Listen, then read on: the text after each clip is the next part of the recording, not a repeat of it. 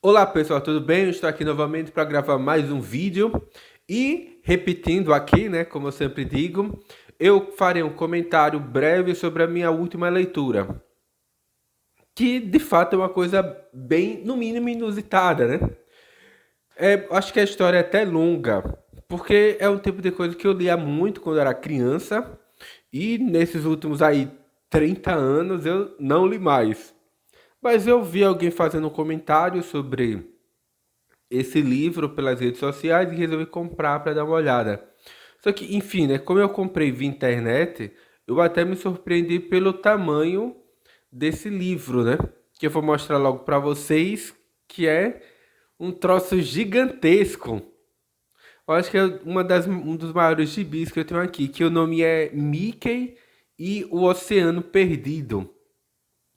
Aparentemente é uma coisa bem infantil, mas ele até que tem uma história complexa. E acho que vale a pena vocês conferirem, né? Aproveitar alguma promoção, seja pela Amazon, pela loja do Submarino, pelas americanas.com, Magazine Luiza, etc, né? Porque como atualmente praticamente não existe mais bancas de revista, de certa forma nós ficamos refém dessas grandes lojas, né, da internet, né, do e-commerce, né? Enfim, voltando. Esse é o número 5 de uma coleção francesa que conta com o roteiro e arte de artistas consagrados lá do universo franco-belga que fazem releituras ou adaptações desses personagens clássicos da Disney. É a quinta edição dessa coleção na França, mas a Panini do Brasil resolveu utilizar este, que originalmente era o quinto número, como a edição de introdução dessa coleção nova aqui no nosso mercado editorial. Voltando, ele conta com. Eu vou até ler que eu achei estranho, né? Os nomes. Que o roteiro é de Denis Pierre Philippe e a arte é de um cidadão chamado Silvio Camboni, que eu não conhecia. Talvez eles sejam famosos lá no cenário franco-belga, mas aqui eles não são. Pelo menos eu nunca ouvi falar sobre eles. A revista é grande desse jeito e não é simplesmente por um mero fetiche, porque a arte é repleta de detalhes. E se ela fosse menor do que isso, ela acabaria perdendo essa riqueza de detalhes. E já pela primeira página, dá para perceber o quanto que a arte aqui é rica em detalhes, como a colorização é chamativa, né? Porque é um verdadeiro desbunde, porque é um desenho assim maravilhoso. Talvez aqui pelo vídeo não dê para perceber, justamente devido às camadas de detalhes da obra, mas é uma coisa impressionante. Tanto é que eu não me arrependi de ter comprado, dá vontade de passar assim o dia inteiro, só apesar dela ter poucas páginas, é algo em torno de 60 páginas no total, mas dá vontade de passar o dia inteiro folheando e voltando a folhear as páginas dessa revista, revendo as imagens e voltando. O nome dessa coleção é BD Disney, que no caso é uma sigla, né, para bandas desenhadas, que é, pelo que deu para entender, a forma como na Europa, né, seja na França, na Bélgica, em Portugal, eles habitualmente chamam as revistas em quadrinhos. Então aqui do Brasil virou simplesmente BD Disney. Esse é o primeiro volume, Mickey e o Oceano Perdido.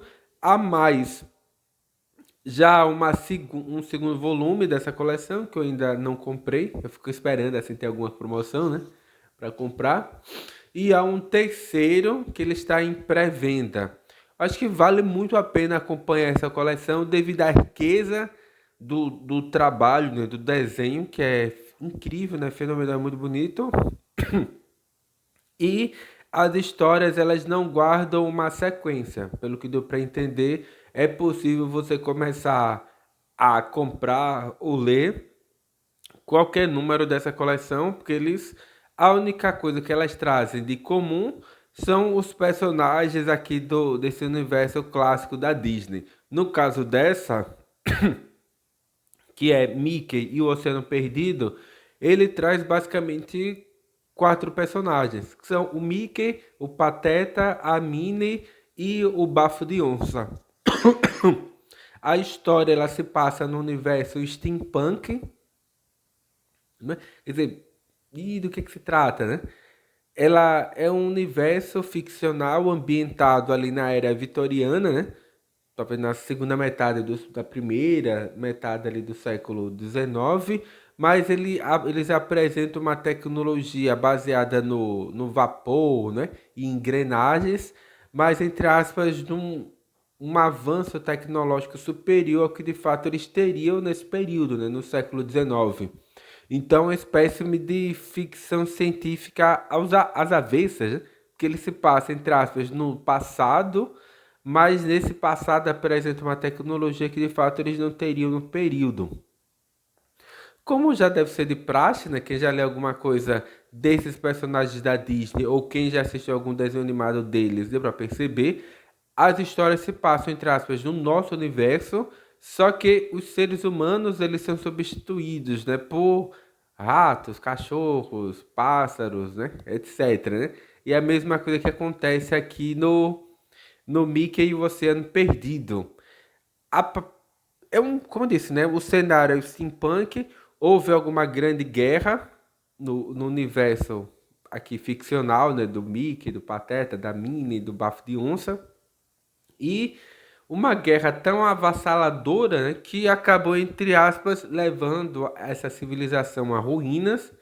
E os personagens aqui protagonistas, né? O Mickey, a Minnie, o Pateta, o Bafo de Onça, eles na verdade exploram as ruínas do passado para tentar recuperar alguns desses artefatos tecnológicos do passado para, entre aspas, tentar reerguer de alguma forma essa civilização que eles perderam no passado. E tem duas equipes, uma é a do Bafo de Onça, que inicialmente é um antagonista da equipe, né? Dos carinhas aqui legais. E do outro lado tem essa segunda equipe, né? Que são os protagonistas, né? Ou que são co-protagonistas, né? Depois com o Bafo de Onça, que são o Mickey, a Minnie e o Pateta. O Pateta é uma espécie de, apesar do nome, né? O Pateta aqui é uma espécie de gênio, né? Ele que desenvolve novas engrenagens, ele fabrica drones, né? Então há toda uma tecnologia retrô em relação à qual o Pateta é uma espécie de especialista.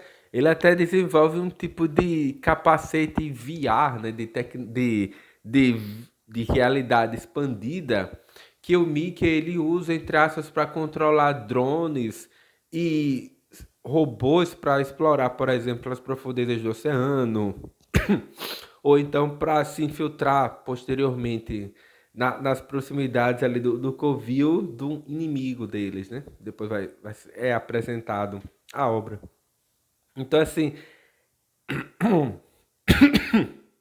é uma aventura assim, bastante sofisticada, apesar dela ser, entre aspas, protagonizada por esses personagens já clássicos da Disney, né? Como eu disse, que é a Mickey, o Minnie, o Pateta e o Bafo de Onça.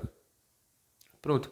Há um determinado momento na trama que há uma reviravolta e aqueles personagens que eles imaginavam serem antagonistas, eles acabam se tornando aliados, aí dá um fôlego a mais aqui à obra, e há essa série, entre aspas, de elementos exploratórios, né? Porque, por exemplo, na nossa sociedade, nós temos os combustíveis fósseis como a base do que faz com que as nossas máquinas se movimentem, né? O petróleo, por exemplo, né? Fornece óleo diesel, a gasolina, etc, né? E aqui nesse universo ficcional steampunk desses amigos do Mickey, né? Há uma outra substância que no passado era altamente explorada, só que com, entre aspas, a decadência dessa civilização opulenta, né, desse passado deles, eles perdem técnicas de exploração desse, desse espécime de minério, mas ainda existem é, grandes quantidades desse tipo de material em, nos destroços de acidentes aéreos ou navais.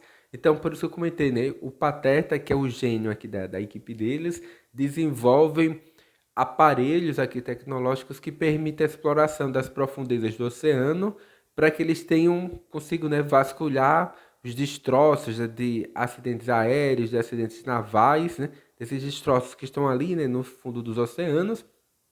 E o Mickey se utiliza dessa tecnologia para conseguir explorar esses destroços e recuperar fragmentos dessa tecnologia do passado que está perdida. É, é algo bem curioso, acho que vale a pena ler e tem muito texto, não é uma coisa simples e tem todo esse elemento exploratório, aventuresco que é comum, né, nas histórias do Mickey. Mas como eu disse, cada edição aqui da coleção DB Disney traz novas versões desses antigos personagens da Disney, né, em aventuras únicas. Agora, como eu disse, né, dá para ler de forma aleatória os volumes, por enquanto saíram 2 volumes e teremos um terceiro em breve. E por enquanto é só esse meu comentário e fica a minha recomendação aqui do Mickey e o Oceano Perdido, né? Mas como dizer, é bom aguardar alguma promoção porque ele tem um preço assim um pouco elevado devido ao tamanho da obra, né? Porque ele é bem grande. Enfim, né? Por enquanto é só e até o próximo vídeo, né?